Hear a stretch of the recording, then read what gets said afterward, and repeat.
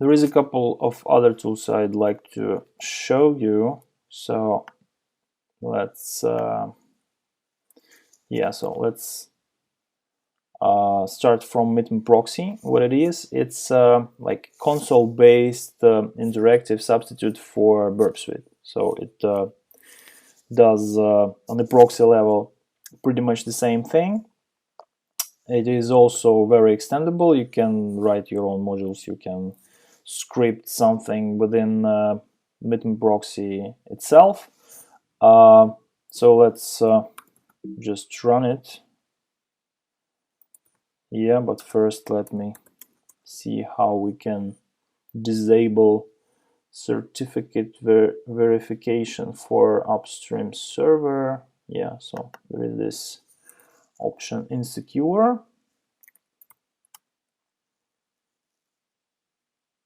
So see what happens. Let's type the URL here, and it's serving some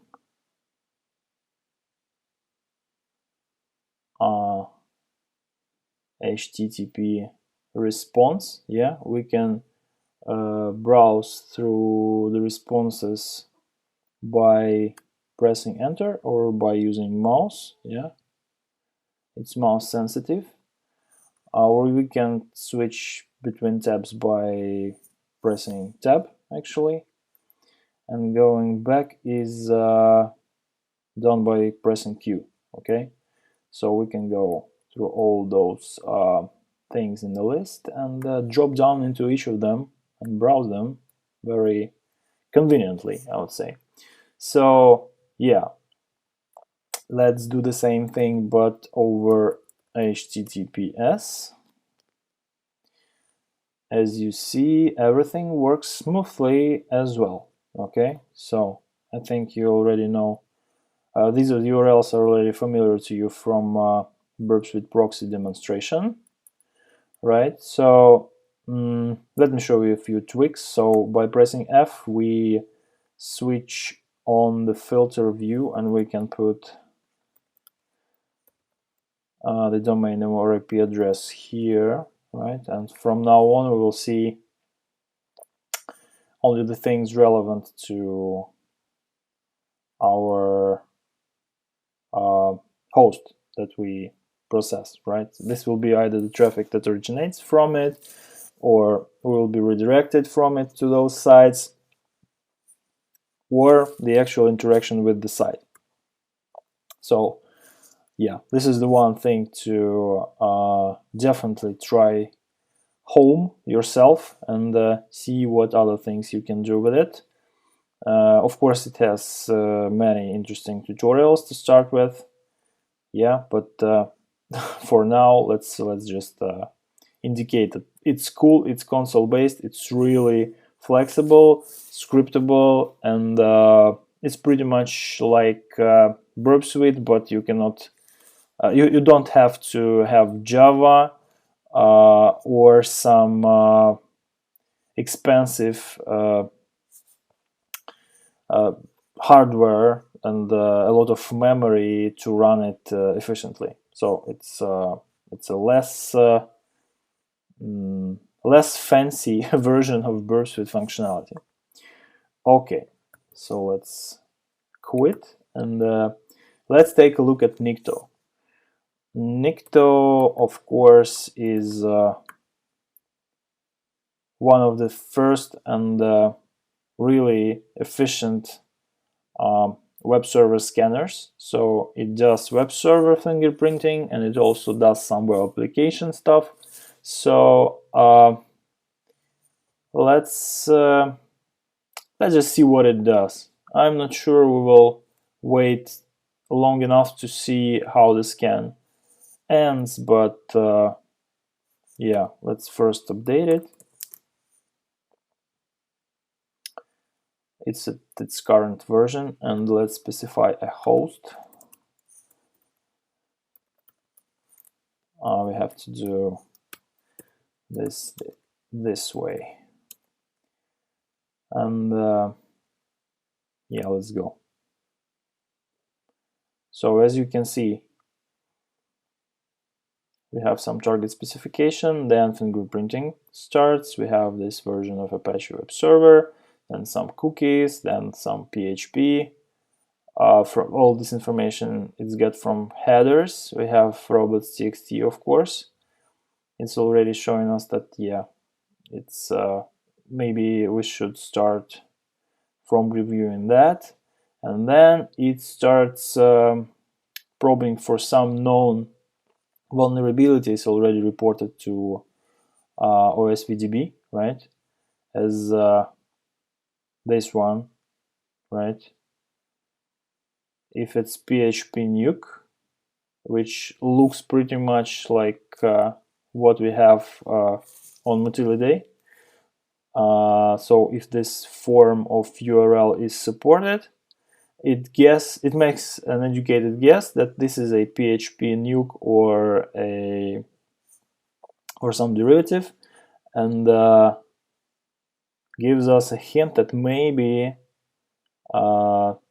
directory traversal, the directory path traversal vulnerability is present, and we can get to etc password somehow.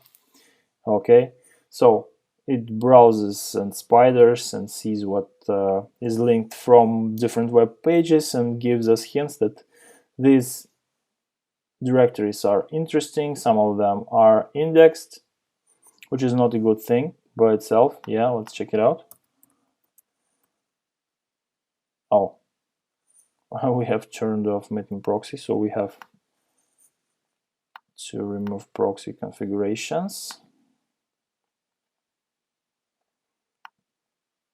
Okay, yeah, that's pretty much dangerous stuff if found in production. So it just, oh, it's already finished. Okay, so not very much information here, but yeah, you can start from there and do some nastier things in the other tools. It's very rarely harmful, right? But it gives you some really important starting points, right? So for example, PHP info is present, right?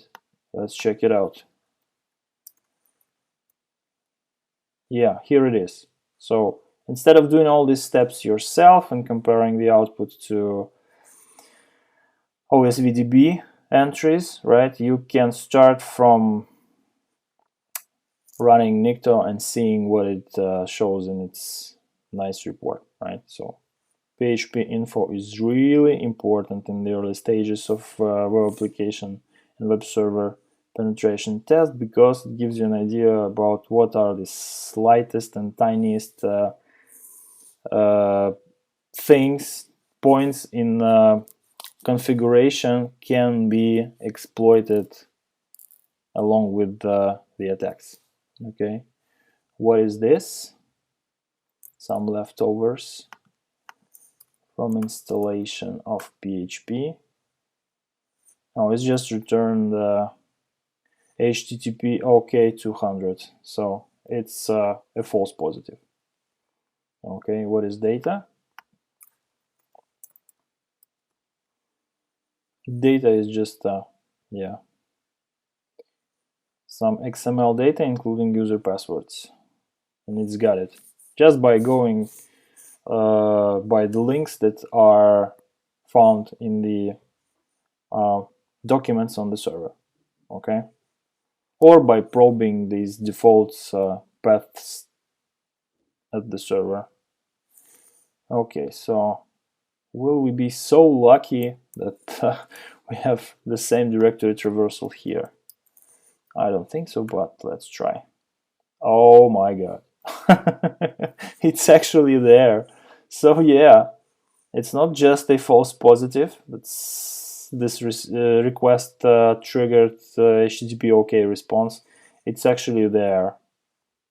Okay, so I'm not going to query shadow file the same way, but I hope this directory traversal is linked somewhere here. Okay, so this is a local file inclusion. Yeah, directory traversal in the web application by by exploiting it, we got the local file included in the output of the web page. And I'm pretty sure we can do that with any file in the file system, because yeah, if we can read passwords, we most probably can read anything else, not set to root permissions explicitly. Okay, so yeah, this is Nikto. It gives you some very important quick starting points.